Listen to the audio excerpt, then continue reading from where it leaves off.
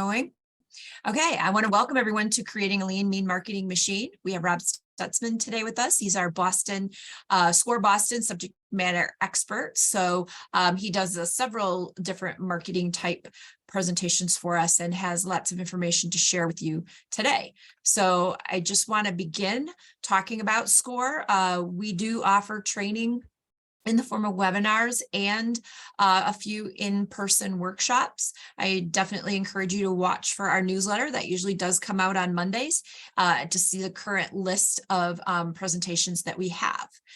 The most important thing that SCORE does, however, is the mentoring. Our mentoring is always free and confidential. Our mentors come to us with a variety of experiences and expertise that they're looking to share with you. We work with folks in all stages of business. We work with those that are trying to find out if small business ownership is for them. We work with those in the planning phase, making sure that they get all their ducks in a row, so to speak. And we work with those that are already in business. They come to us for a variety of reasons. Maybe they're getting ready to grow, or they need help with marketing, or they need help with different financial tasks, you name it. We work with them on all different business subjects. A beginning session will be getting to know you, finding out about your goals and your challenges. And the SCORE mentor will work with you on a plan to address those things, to get you to your goal and to help you overcome the challenges that you're experiencing. And our SCORE mentors do work as a group. So oftentimes they'll take a particular challenge back to the group and say, hey, can you guys help me out on helping this client? So it's a really cooperative type situation. And it's, they're able to help a lot of people in this way. So if you're interested in a mentor, you can put a note in chat, or you can go to the score.org website, and there's a little box for the zip code. You can put that in there, and it'll get you to the correct chapter. You can also go directly to the different chapters in our district, and they are listed here. I'll put those in chat as well shortly. And the thing you need to know about the website, and certainly definitely visit, because there is just so much information there for you to look through, especially in the library section. There's templates you can download. There's little blogs, little short presentations, all kinds of information. Also on the SCORE Boston website, under the workshop tab, you're going to find previously recorded webinars on pretty much any subject you can imagine. So definitely encourage you to take a look if you haven't done that before. We are going to be using the Q&A tab. It just keeps us from not losing track of questions. So if you have a question for our presenter today, if you could throw it in that Q&A tab, most helpful to us so we don't lose track of them. Everything else can go into chat. We are recording, and that recording will be posted by Monday. And you'll, again, find it on the SCORE Boston website under that workshop tab under previously recorded webinars. So I'm going to go ahead and pull down my share and let Rob get ready, and it's all yours, Rob. All righty.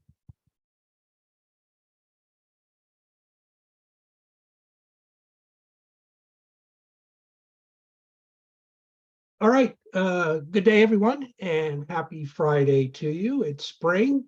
Things are looking great outside weather-wise. I think we're not going to get any more snowstorms, but I'm very happy to be here with you this afternoon to talk about creating a lean, mean marketing machine, and it's a DMAIC primer.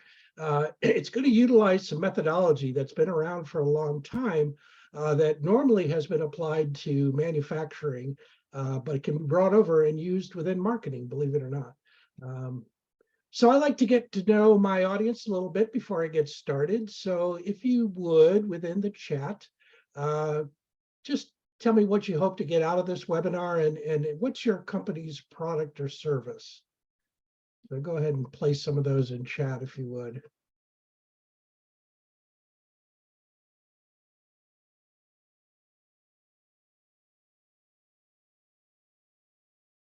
Okay, we've got a little bit of a shy audience out there. Okay, somebody's providing precious gems, frozen food. real estate development syndication, that's great. Footwear design, there you go. Specialized wood items, fiber optic communications for the military. That's interesting. All right, and the second thing I like to do is just to find out, take a quick poll, and you can put your answers in the chat. But what are of the methodologies that are out there today, which ones do you currently use? Are you using a highly structured marketing plan? Are you doing the spray and pray method? A lot of times I just send out a bunch of emails and hope for the best. Or are you doing the smile and dial? Smile and dial actually is a dying methodology because not that many people are doing telesales any longer. They're relying more on social networking and social media. Do you have a seat of the pants marketing strategy? Do you follow the DMAIC methodology? Are you first understanding there even is a methodology, or you're not doing anything at this time, or you've got your own private way of doing things? Okay, we've got a couple of people out there and seat of the pants. We got some people on spray and pray. That's great. That's very popular, and very good. Okay, so get my slide to advance here. Just a little bit about myself. I spent 30 years with Verizon. I led global teams and marketing initiatives. And when I retired in 2019, I set up an LLC for myself in consulting. And I also joined up with SCORE. And I'm a subject matter expert, and I'm the marketing and social media chair for our chapter locally. And if you'd like to get a hold of me, there's my email address. And if you want to get to know me, there's my LinkedIn information for you. So when it comes to marketing planning, some of us lack goals while others of us lack direction. There's a famous quote by a man by the name of Zig Ziglar, who was a real guru when it came to sales. He says, if you aim at nothing, you'll hit it every time. Some of us think I'll just throw enough stuff at the wall and just see what sticks. It's the old spaghetti at the wall strategy, just to try to see what's going to work out there. But marketing really is a process. It starts out by identifying opportunities, and that's usually by finding out what are the unmet needs and then what are the opportunities and prioritizing them. From there, there's an analysis of the market where you first of all define what is my addressable market. You have to size it. You have to understand, I may be able to sell my product or service on a worldwide basis, but it doesn't necessarily mean that my addressable market is worldwide. It could be that my more addressable market is local geographically. It could be based on demographics. I could be really my addressable market, instead of everybody, could be those between 18 and 25, or maybe those between 40 and 55. So there's a demographic analysis in analyzing the market. It's understanding the key trends that are going on out there right now and capitalizing on them. It's segmenting your customer base. It's understanding what are the drivers that they drive them to purchase, and what are the barriers to purchasing your product or service. You do a competitive assessment where you first of all take a look at your core competencies, and then you go out and take a look at the landscape, the competitive landscape, and you take a look at it as to whether or not there are any new entrants into the market. And you want to see how are you fitting in with the broader market that's out there. You want to optimize a solution and strategy. You want to first design that solution. You want to position it. You want to quantify the return on investment. You want to create a strategy for market access and develop sales models that you can use to sell your product or service. And the further optimization of your solution strategy can include forecasts, pro forma financials, risks and uncertainties, and financial viability. So all this to say is that marketing really is a process. It's a process of moving from point A to point B, and from understanding what's your current state and moving to what you want to become your future state. So what we're going to do today is we're going to define DMAIC. We're going to talk about the 5 elements of it, which are define, measure, analyze, improve, and control. And I've got a free offer for you at the end of the talk today. So DMAIC is a data-driven process improvement methodology that focuses on properly identifying the problem, utilizing data to determine the root cause, developing and implementing the solution, and verifying that the solution continues to be effective over time. So you can see that we've got a cycle of life here where it starts with define. We move on to measure. We then move into analysis, improve, and control. And the cycle continues as we continue to move our business forward. The benefits of the methodology is that it really helps you understand the problem impacting your current state being that which you are now. What are you now? Are you in startup phase? Have you been in business for a while? Are you expanding your business? And then you want to find a solution that will lead to a future state.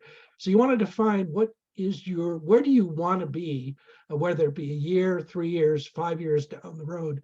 What do you want your business to look like at that time? It helps you to set a goal. It enables you to measure success or failure, and it helps you identify root causes. It enables you to think outside the box. It installs guardrails to ensure sustainability, and it's a proven disciplined process. It's been used within manufacturing for years, and it's a way for people to improve the quality of their product or service from a manufacturing perspective. Well, we can also improve our product or service from a marketing perspective using the same methodology. And the greatest benefit that I find is that when you succeed, you'll know exactly why you succeeded. And if you fail, you're going to know exactly why you failed. So the first element of the DMAIC is the define, and the part of the define phase is the charter. This really is the most important part. This is where you're going to identify what your current state is, and then you're going to identify what you want your future state to be. And then it's going to provide the problem statement, the measurement of goals and the measurable goals and objectives, the risks and constraints, and the schedules and deliverables. So when you sit down, you're going to first define the business need, which is where you put it where you put in what's the primary business need you have at this time. You're going to put in the business problem being addressed. You're going to identify the problem statement. This is where you're going to see where the gap is out there and put it down in writing. And you're going to then come up with your goal statements where you're going to state your goals of the plan. And it's going to include also the business case logic, where you systematically identify and eliminate waste, defects, variability in business processes, which leads to improved quality, increased efficiency, and reduced costs. This is where you are. What you're doing is you're trying to increase revenue while you reduce costs. The project Y is the metric that directly relates to the problem that is being addressed and serves as the main focus of the improvement efforts. The scope is what you're going to include within your plan, and it's also going to be what you're going to exclude from your plan, because you can't focus on everything all at the same time. So an example of this is I've got a company, and I've identified that I've got to accelerate sales. Maybe I'm generating $600 a month, and I've determined I've got to increase that to $1,000 a month. I need to increase the sales to offset the cost of running the business. The problem is the sales have stagnated at $600 a month, and I need to increase it to $1,000 a month. So the goal is to increase the sales by 20 or more items per month. The manufacturing costs have risen, and I need more sales to remain profitable. And if I increase sales to $1,000 a month, it'll put my business on a growth trajectory. And I'm going to limit it to the items I'm selling online, and I'm going to exclude it, the items I'm selling at markets. Maybe I sell physically at different kinds of markets out there, and I'm going to exclude those. For the purpose of this, I really want to drive sales online. So the measurable phase includes coming up with a factual understanding of existing results. It's how you measure your business right now. Are you measuring it based on sales? Are you measuring it based on leads? Are you measuring it based on number of new customers? Are what is the metrics that you're using to measure your success at the moment? And when you find that out, you establish a baseline. You say, I've got, my sales are at X amount of dollars per month.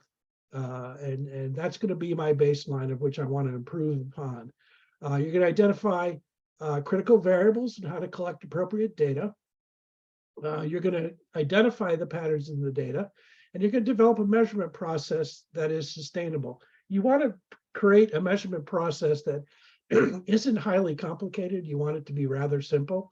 And you may be using your website for getting statistics. You might be using Google Analytics. You might have a CRM system that you use. Whatever that system is, it's probably providing reporting of some kind.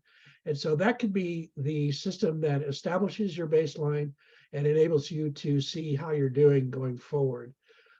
You might determine, if you're trying to, looking at your leads per month, you might determine that your leads really fluctuate seasonally. You see that there are certain times of year that people buy more of your products than at other times of year.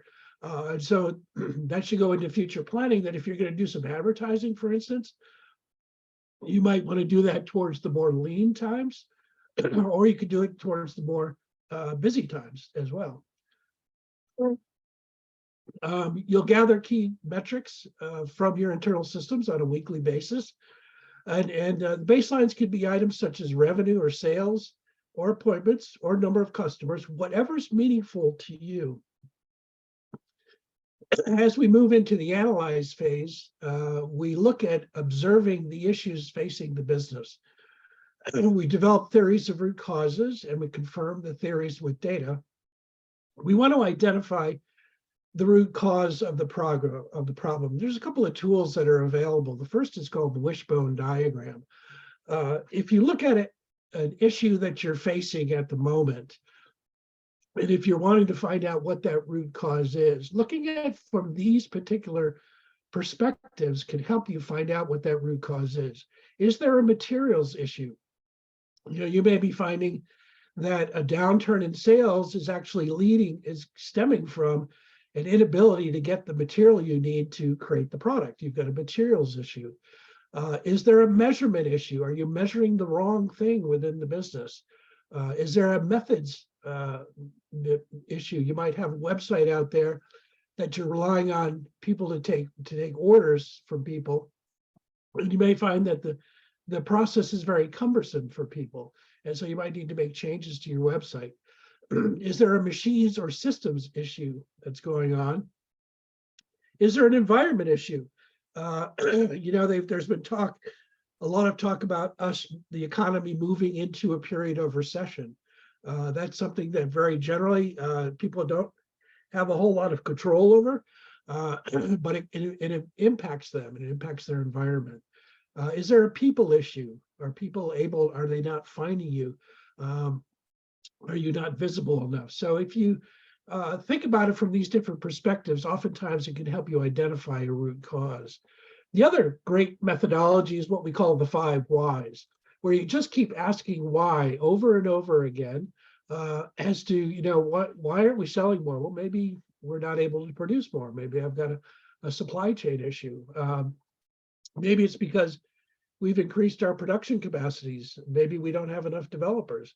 Maybe we have to use the budget for training, or the CFO cut an order to save money. So, talking about your business and asking the question why all over again gets you deeper and deeper into the issue, and hopefully gets you to that root cause.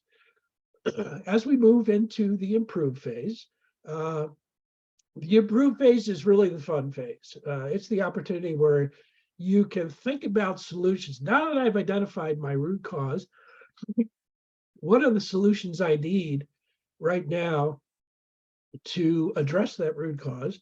It involves brainstorming. It involves creativity, and it also involves a little bit of risk analysis as well. And when you think about brainstorming, there's a couple of processes you can move yourself through where you first gather as many ideas as possible, and you generate ideas where you say, I would do X if Y was not an issue. So, sitting down and saying, if money were not an issue, what would you do? And just, put it down on paper. It doesn't cost anything to put an idea down on paper, and you're not evaluating. You're just merely trying to get as many ideas as you can out on paper. You want to record those ideas.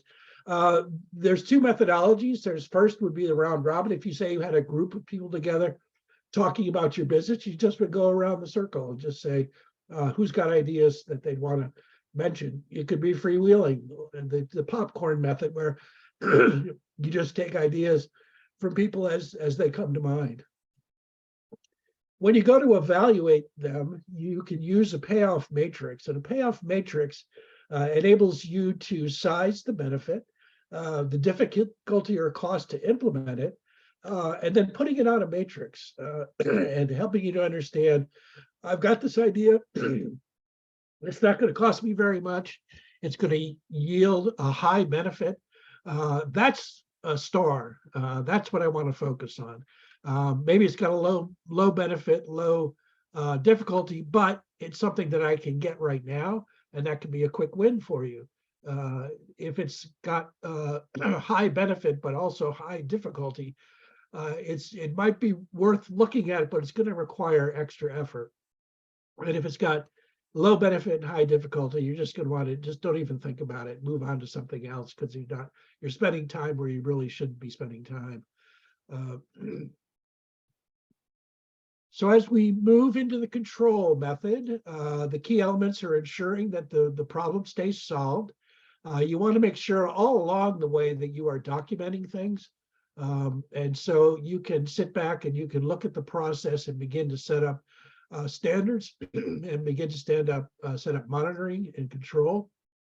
And also look at your process for continuous improvement, where you say, I'm doing pretty well now, but how could I be doing better? How could we be generating even more sales?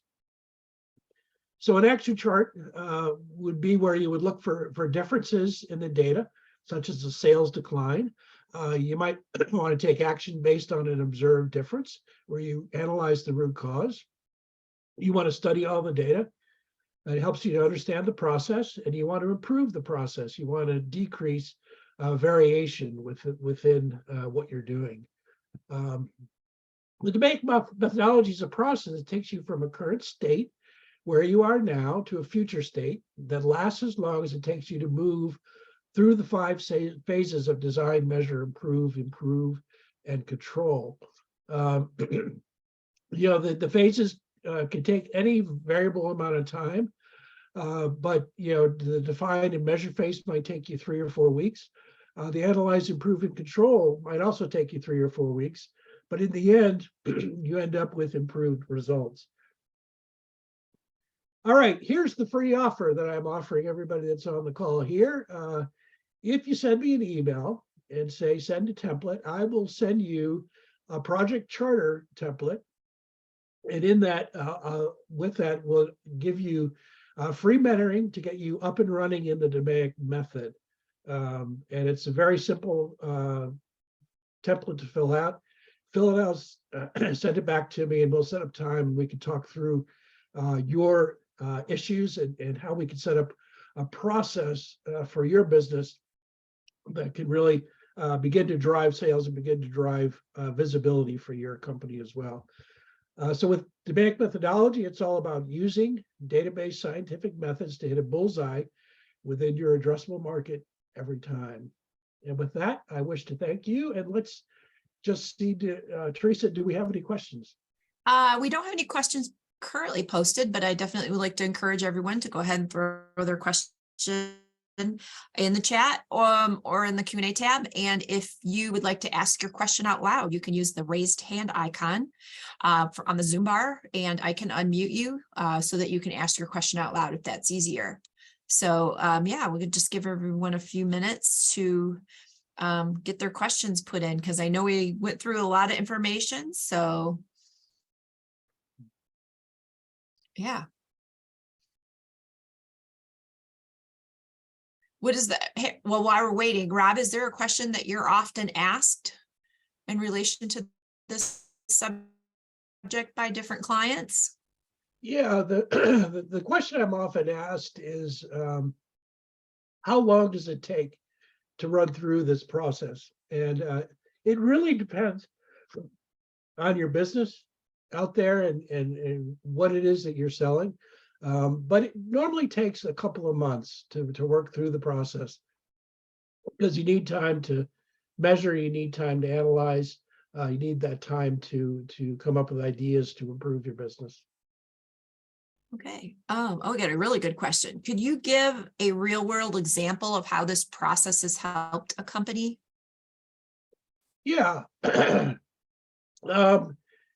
There was a company that was having an issue with contact records, that people were filling out the information incorrectly.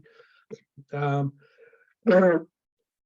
it was, when it was coming into them, they weren't really able to use it for marketing purposes. So they needed to figure out a way to improve the process by which people filled out the information that would come into them. So they did some they determined that the root cause was really the way that their website was laid out and the design of their website. And so what they did is they adjusted that information, and they saw a real improvement on the quality of the information coming in, and they could then turn around and use that information to communicate back out to people. Okay. When you're a new brand, what are the best vehicles to use, especially when you don't have too many funds or a lot of data? Great question. You can always go out and search the internet for data, because you're probably entering a market, and that market has competitors out there. And so you can take a look at what your competitors are doing, and draw some data off of that, just by seeing what their perceived success is that's out there. But it could mean that you're going to do the way you design this process is for startup. It's where you're starting from scratch, where you say, okay, my current state right now is 0, but I want to get to 100. Say I'm at $0 right now, and I want to get to $1,000 by the end of the month. What are the steps I'm going to need to take to get myself to $1,000 a month? And you can begin to reverse engineer. $1,000 a month going to require that I get 10 sales, which is going to require that I get 50 opportunities, which is going to require that I get 100 leads, which is going to require that I get 500 people that that kind of thing. Reverse engineering, work backwards to understand what you have to do. I actually am just throwing in the link real quick for the recent presentation we did from Kirsten Business Library. They also can help you find resources to find different customers and things like that. So really good place to start. I don't think I have any other questions posted. I'm quickly looking here real quick through chat, make sure we got everybody.